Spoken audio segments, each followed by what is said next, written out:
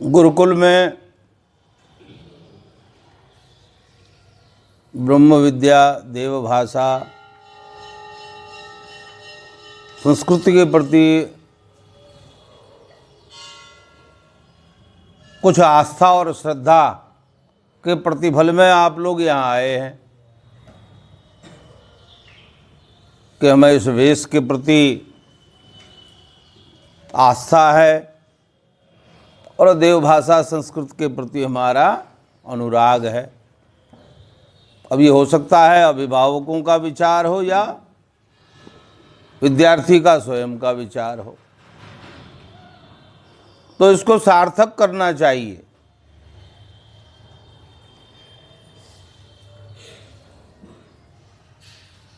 ऋषिजन कह रहे हैं सा विद्या या विमुक्तये, ज्ञान वह है जो मुक्ति के मार्ग को प्रशस्त करता है। ज्ञानार्जन जो शिक्षा ग्रहण कर रहे हैं, वर्तमान में कम परिचित हैं। वर्तमान में अध्ययन जो है रोजगार की दृष्टि से किया जा रहा है, रोजगार के लिए पढ़ाई।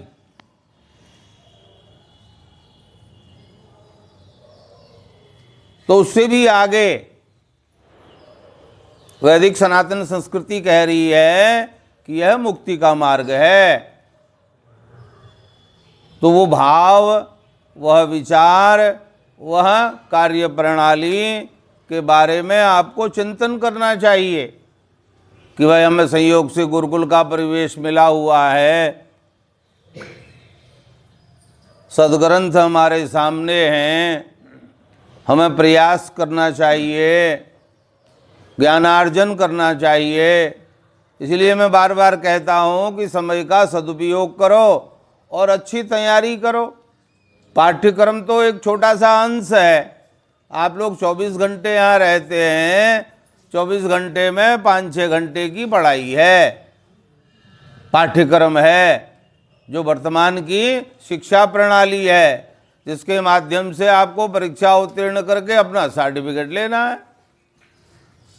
जो आगे रोजगार में काम आएगा। आप विद्वान हैं, आप व्यासपीठ पर बैठे हुए हैं, तो आपको वहाँ कोई सर्टिफिकेट नहीं मांग रहा। आप रोजगार के लिए कहीं आवेदन कर रहे हैं तो वहाँ सर्टिफिकेट की ज़रूरत है। उसके उद्देश्य की पूर्ति के लिए ये परीक्षाएं हैं और ये परीक्षा फल है और ये अंक तालिकाएं और सनद हैं, उनका उतना ही उपयोग है। और उससे हट करके जो आप ज्ञानार्जन करेंगे, कंठस्थीकरण के माध्यम से, जो गुरुकुल की एक विशेष परंपरा है कि आपको अधिक से अधिक शुद्ध कंठस्थ होना चाहिए, चाहे आपका व्याकरण हो, साहित्य हो, चाहे आपका रामचरितमानस है, चाहे आपकी भगवत गीता है, अन्य ग्रंथ हैं। और पाठ्यक्रम में बहुत सारे ऐसी पुस्तकों का समावेश किया गया है। कल कुछ 1-2 बालक आए थे जिनको हम बता रहे थे कि भाई प्रतिवर्ष उत्तर प्रदेश संस्कृत संस्थान प्रतियोगिताएं आयोजित करता है। तर्क संग्रह कंठस्थ कर लो, लघु सिद्धांत कंठस्थ कर लो, अष्टाध्यायी के सूत्र पाठ तैयार कर लो, अमरकोश तैयार कर लो, गीता तैयार कर लो। उसके अलावा भी श्लोक अंताक्षरी है। जिला स्तर पर, मंडल स्तर पर, राज्य स्तर पर आप पहुँचिए, सम्मान भी प्राप्त करेंगे और नगद राशि का अच्छा पुरस्कार भी मिलेगा। और वो अध्ययन आपका जो किया हुआ वो जीवन पर्यंत आपके काम आए। ये पाठ्यक्रम के साथ साथ, परीक्षाओं के साथ साथ ये भी आप कर सकते हैं। जिस दिन आप यहाँ प्रवेश लेते हैं उसी दिन आपको गीता की पुस्तक हाथ में आ जाती है। अधिकतर विद्यार्थियों की मानसिकता क्या, 15वां अध्याय भोजन करने के लिए याद करना है, याद करा, उसके अलावा उस पुस्तक में हाथ नहीं लगाते हैं। जबकि जो 4-4, 5-5, 6-6 साल हो गए हैं उनको तो पूरे 18 अध्याय याद कर लेना चाहिए। वो पुस्तक तो पूरी है ही अपने पास। तो ये भाव यह विचार, यह चिंतन जब तक नहीं होगा तो आप समाज में, भविष्य में, आने वाले समय में अपनी प्रतिष्ठा प्राप्त नहीं कर पाएंगे। रोजगार भले ही मिल जाए,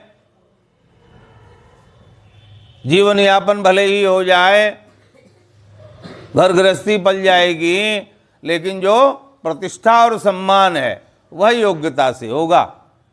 और वह योग्यता आपको इस समय अर्जित कर लेनी चाहिए, वो आपके हित में है।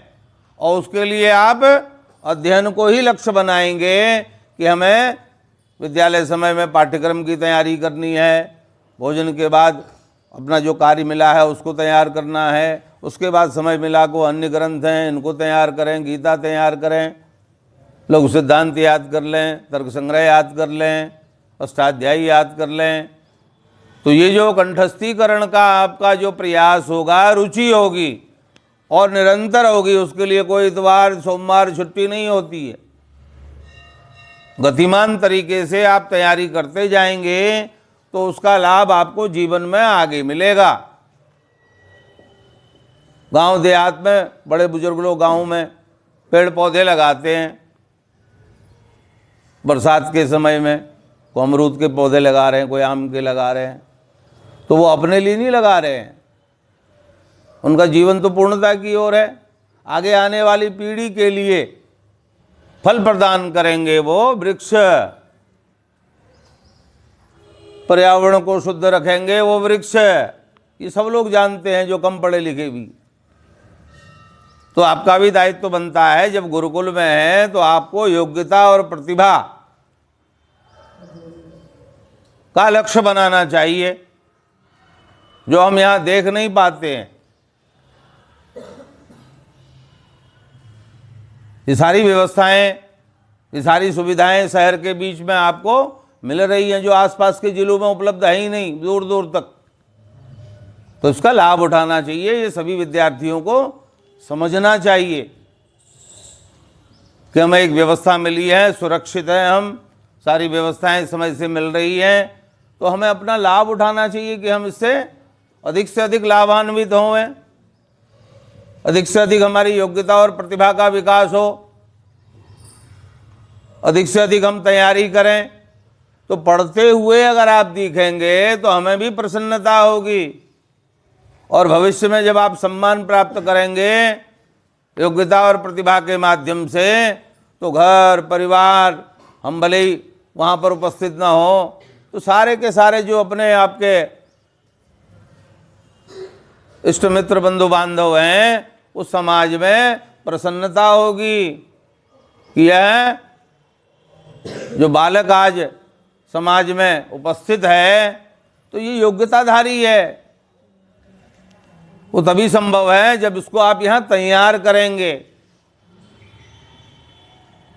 और उसी व्यवस्था के लिए गुरुकुल बनाए गए हैं ताकि आप समाज को सही मार्गदर्शन दे सकें, शिक्षा दे सकें, लेकिन स्वयं के आचरण में पहले हो, तब हम दूसरों को मार्गदर्शन कर सकते हैं। हम पढ़े होंगे तभी हम पढ़ाएंगे, हमें याद होगा तब दूसरे को हम सिखा पाएंगे। तो इस परंपरा में थोड़ा मन लगाना चाहिए। मैं खासकर उन विद्यार्थियों को कह रहा हूं जो अध्ययनशील हैं, जिनको लग रहा है कि भविष्य में हमें आगे योग्यता और प्रतिभा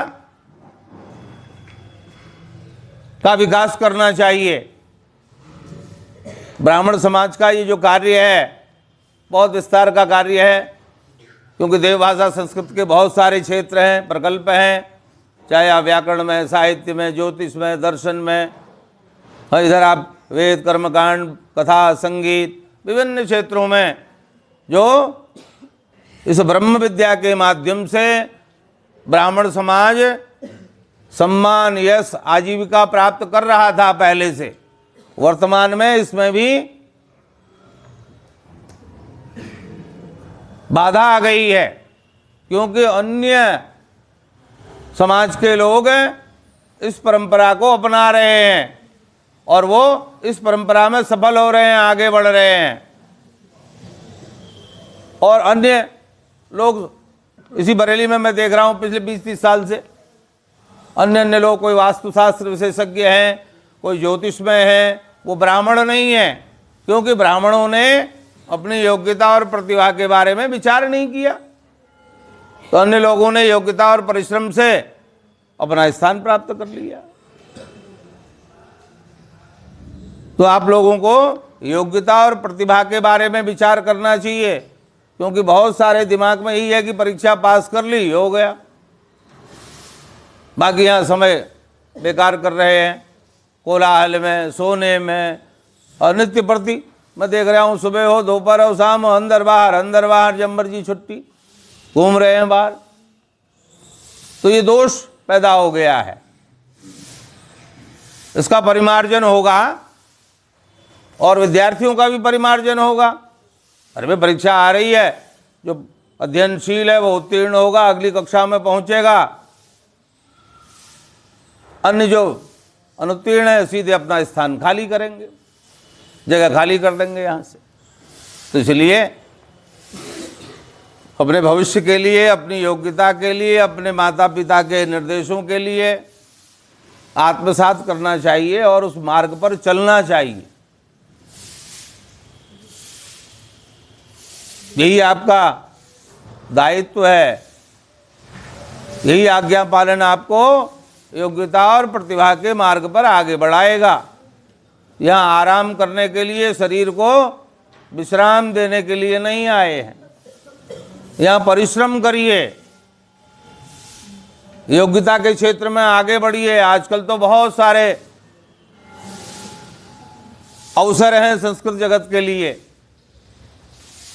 जब आप इस स्तर में पहुंच जाएंगे, स्नातक स्तर में, तब आप समझ पाएंगे, क्योंकि छोटी कक्षाएं हैं, अनिवार्य, जैसे कहते हैं अनिवार्य विषय है, तो अनिवार्य कक्षाएं हैं ये। जब आप स्नातकोत्तर स्तर में पहुंचेंगे तब आपको विकल्पों का पता चलेगा कि कितने हमारे लिए अवसर हैं, दर्जनों सैकड़ों अवसर हैं। प्राइवेट सेक्टर भी है, सरकारी क्षेत्र भी है, हर जगह अवसर उपलब्ध है। अब उसका प्रयास करेंगे, वर्तमान से आपकी तैयारी होगी, तब वो अवसर आपको आगे जाके मिलेगा। बहुत कम ऐसे विद्यार्थी होंगे 6-6 साल का पुराने हैं जिनको अष्टाध्यायी याद होगी, अमरकोश याद होगी। अब जब आगे जाके उच्च शिक्षा में जाएंगे तो उसके महत्व का उन्हें भान होगा। तो समझदारी का परिचय दें, अच्छा अनुशासन और शिक्षा पर ध्यान दें, जाएं कक्षाओं में।